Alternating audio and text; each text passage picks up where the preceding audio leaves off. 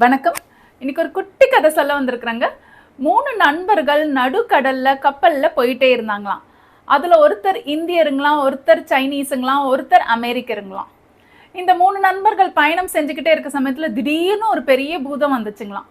அந்த பூதத்தை பார்த்தவொடனே இவங்க 3 பேருமே ரொம்ப மிரண்டு போயிட்டாங்களாம். என்னடா நடுக்கடல்ல பூதம் வருதே, அதிசயமா இருக்கேன்னு சொல்லிட்டு. அந்த பூதம் இவங்கள பார்த்து பேசிச்சுங்களாம். என்ன சொல்லுச்சுங்கன்னா, எனக்கு ரொம்ப பசிக்குது, உங்க 3 பேரையும் விழுங்கிட போறேன் அப்படின்னு சொல்லுச்சுங்களாம். இதை கேட்ட அந்த 3 நண்பர்களுமே அப்படியே பயந்துட்டாங்களாம். அவங்களுக்கு என்ன செய்யறதுனே புரியலையாம். 3 பேருமே அந்த பூதத்துக்கிட்ட கெஞ்சனாங்களாம், தயவு செஞ்சு எங்களுக்கு உயிர் பிச்சை கொடுத்துரு, நாங்க உங்க கண்ணில் படாம ஓடியே போயிடுறோம், இனிமேல் நடுக்கடலுக்கு வரவே மாட்டோம்னு சொன்னாங்களாம். இதை கேட்ட பூதம் என்ன சொல்லுச்சுங்கன்னா, உங்க பேச்சுக்கே நான் வரேன், நீங்க 3 பேர்ல யாராவது ஒருத்தர் புத்திசாலின்னு எனக்கு நிரூபிச்சிட்டீங்கன்னா நான் உங்களை விட்டுடுறேன் அப்படின்னு சொல்லிச்சுக்கலாம். நீங்க 3 பேருமே உங்களுக்கு இஷ்டமான பொருளை இந்த கடலுக்குள்ள போடுங்க, நான் எங்க போட்டாலும் எடுத்துன்னு வந்து கொடுத்துட்டேன்னா உங்க 3 பேருமே நான் விழுங்கிடுவேன். யாராவது ஒருத்தரோட பொருளை நான் என்னால எடுத்து கொடுக்க முடியலனா கூட நான் உங்களை விழுங்க மாட்டேன்.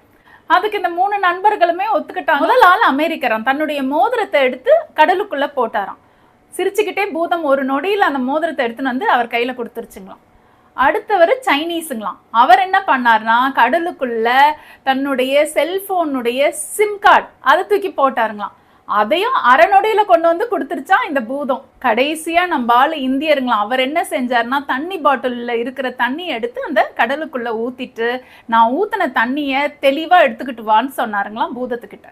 பூதம் எல்லார்கிட்டையும் மன்னிப்பு கேட்டுட்டு மறைஞ்சு போயிடுச்சான். ஏன்னா அது சாத்தியம் இல்லை இல்லைங்களா, கடலுக்குள்ள எந்த தண்ணியை ஊத்தினாலும் அந்த ஊத்தின தண்ணியை எடுத்துட்டு வர முடியாது இல்லைங்களா. எப்படி பார்த்தீங்களா இந்தியரோட மூளை. இந்த குட்டி கதையிலேருந்து நாம என்ன தெரிஞ்சுக்கிறோம்னா, இந்தியர்களுக்கு அறிவு எப்பவுமே ஜாஸ்திங்க.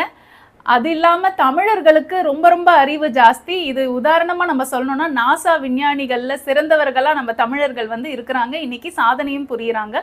இன்னைக்கு உங்களுக்கு இந்த குட்டி கதை பிடிச்சிருக்கோன்னு நினைக்கிறேன். அடுத்த குட்டி கதையில் உங்களை சந்திக்கிறேன். நன்றி, வணக்கம்.